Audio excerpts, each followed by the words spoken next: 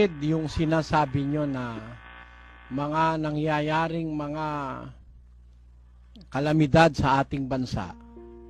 Alam nyo, ang pagdating ng natural calamities, wala pong ibang makagagawa ng lindol, bagyo, at kung ano-ano pang mga natural phenomenon maliban sa Diyos. It is within God's hands and control. Gaya halimbawa ng lindol, ang Diyos po ang nagpapalindol. Gaya nung mababasa natin sa 9:5 ng Job. Basahin po natin ang talata. Pakinggan niyo po. Na siyang naglilipat ng mga bundok at hindi nila nalalaman pagka nililiglig niya sa kanyang pagkagalit.